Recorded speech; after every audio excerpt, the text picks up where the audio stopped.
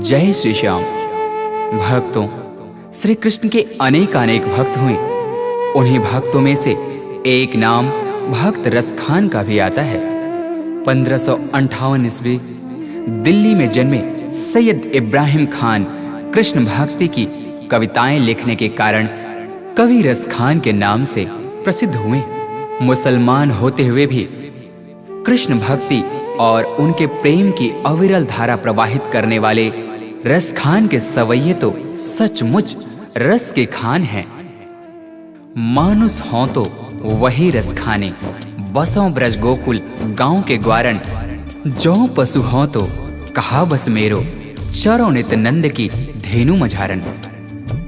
प्रस्तुत पंक्तियों में श्री रसखान जी ने मनुष्य और पशु हर जन्म में ब्रज भूमि में ही रहने की प्रार्थना की है। ऐसी क्या बात हुई जो कृष्ण की भक्ति रस में बहकर एक खान रस खान बन गया।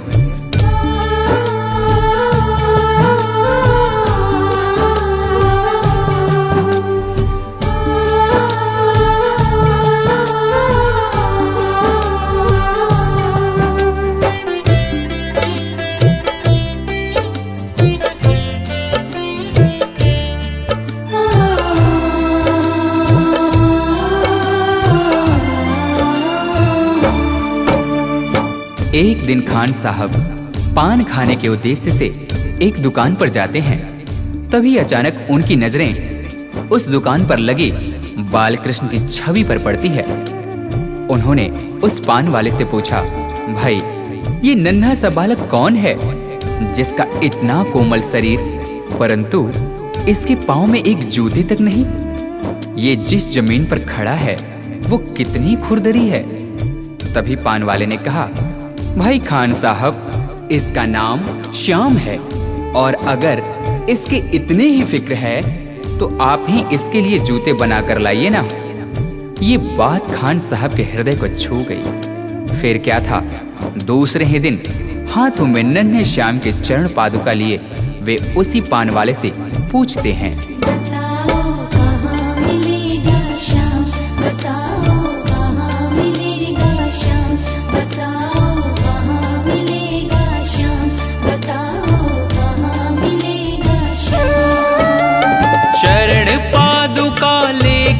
सबसे चरण पादुका लेकर सबसे पूछ रहे रस खान, बताओ कहाँ मिलेगा श्याम,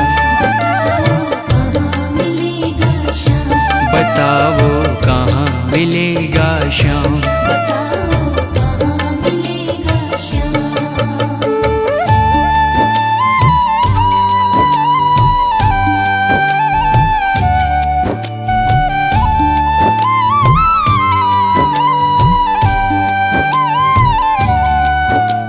पान वाले ने देखा कि यह तो सचमुच ही चरण पादुका लेकर आ गया।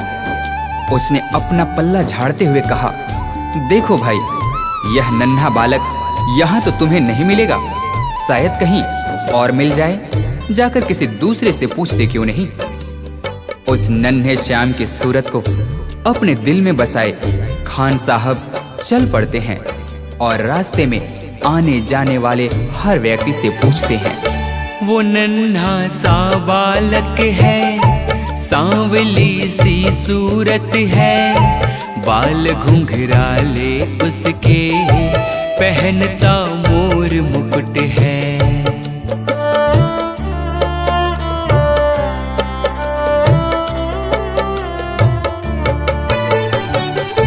नैन उसके कजरारे, हाथ नन्हे से प्यारे, बांधे पैजनिया पग में, बड़े दिलकश है नजारे।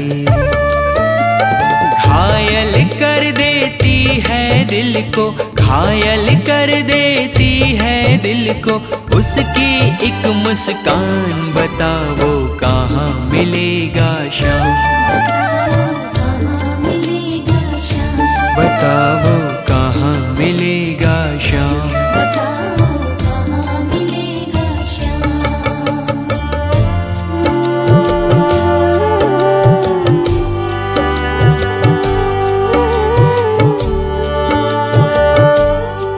कृष्ण ने देखा कि यह भक्त मुझे नन्हे श्याम के रूप में ढूंढ रहा है, वह तो मुझे इस रूप में पहचान भी नहीं पाएगा। तभी वे एक साधारण व्यक्ति का रूप धारण कर खान जी के पास जाकर सारी बातों को सुनने के पश्चात उनसे कहते हैं, समझ में आया जिसका पता तू पूछ रहा है, वो है बांके बिहारी जिसे तू ढूंढ रहा है।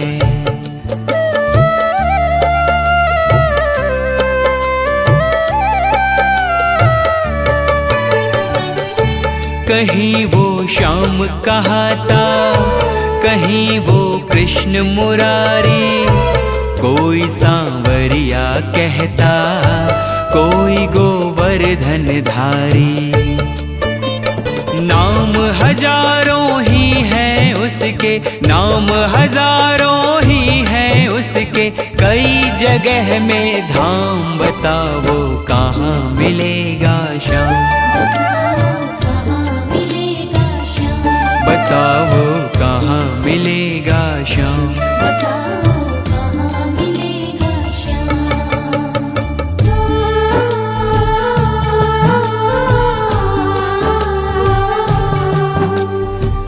उस भले व्यक्ति ने खान जी को वृंदावन जाने को कहा। फिर क्या था, मानो मुसाफिर को मंजिल मिल गई हो। बिना खाए पिए लगातार चलते हुए खान साहब वृंदावन में कृष्ण के मंदिर तक जा पहुंचते हैं। पागलों जैसी हालत, हाथों में जूते लिए। अन्य समुदाय के होने के कारण मंदिर के पुजारियों ने उन्हें अंदर आने से मना कर दिया। नन्हे श्याम से मिलने की आस लिए खान साहब रो पड़े।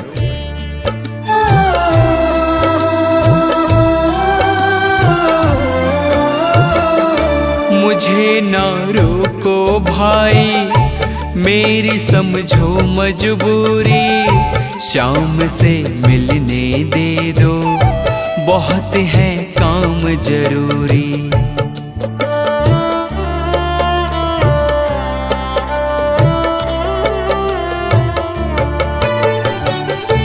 सीढ़ियों पे मंदिर के डाल कर अपना डेरा, कभी तो घर के बाहर श्याम आएगा मेरा। इंतजार करते करते ही, इंतजार करते करते ही सुबह से हो गई शाम। बताओ कहाँ मिलेगा श्याम, बताओ कहाँ मिलेगा श्याम।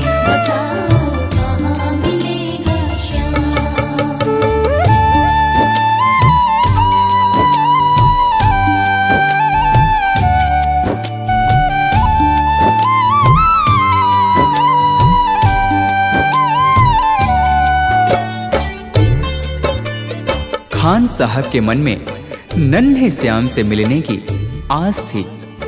इसी विश्वास के साथ वे वही मंदिर की सीढ़ियों पर रात भर बैठे रहे। जाग कर रात बिताई, भोर होने को आई, तभी उसके कानों में कोई आहट सी आई।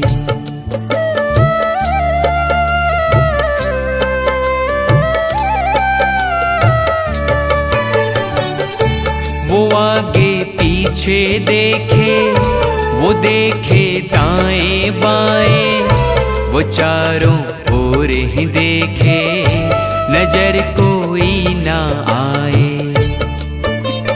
झुकी नजर तो कदमों में ही, झुकी नजर तो कदमों में ही बैठा नन्हा श्याम। बताओ कहाँ मिलेगा श्याम,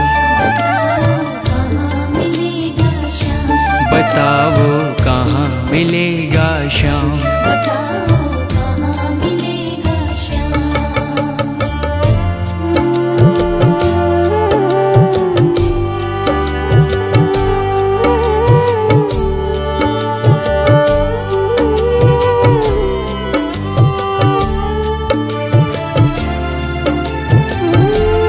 उस नन्हे श्याम की जैसी छवि भक्त खान जी ने अपने हृदय में बसाई थी, ठीक वैसी ही उन्होंने अपने सामने पाया।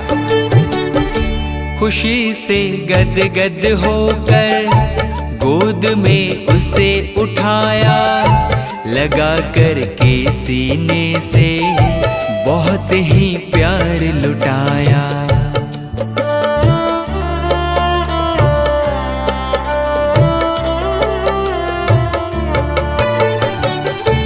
पादुका पहनाने को पाँव जैसे ही उठाया, नजारा ऐसा देखा कलेजा मुंह को आया।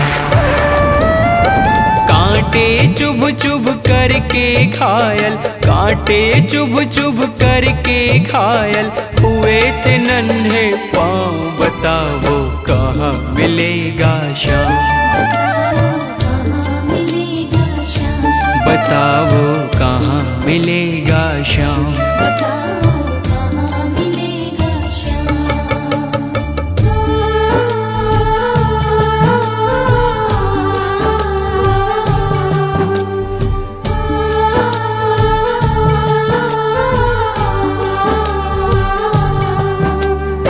खान साहब ने श्याम के घायल पांवों को देख रो रो कर उनसे कहा,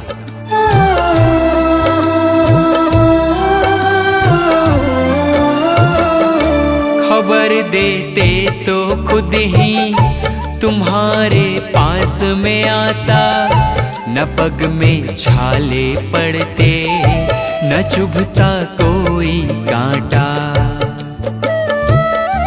परंतु उस मूर मुकुटबंसी वाले ने मुस्कुराते हुए खान जी से कहा, छवि जैसी तू मेरी बसा के दिल में लाया, उसी ही रूप में तुमसे यहाँ मैं मिलने आया।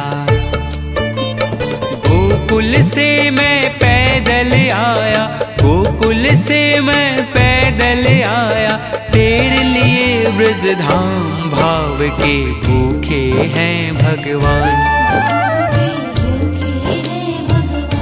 भाव के भूखे हैं भगवान।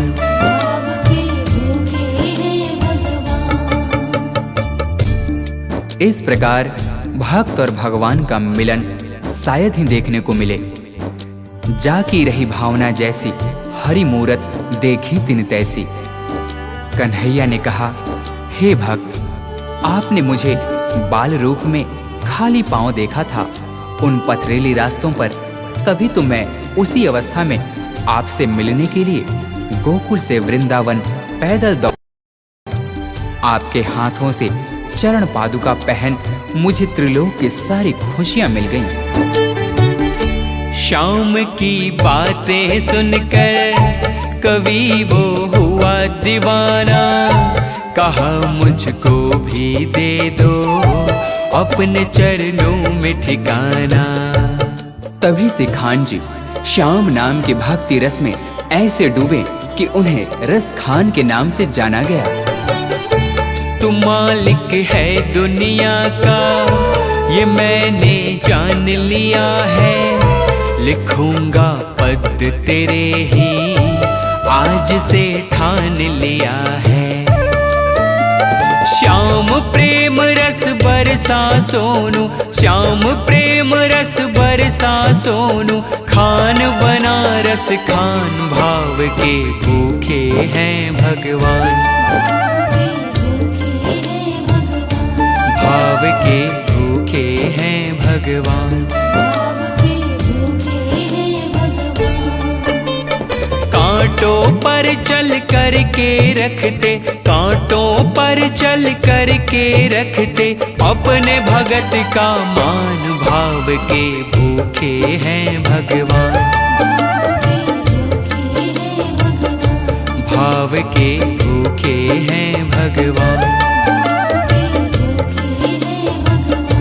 भाव के भूखे हैं भगवान,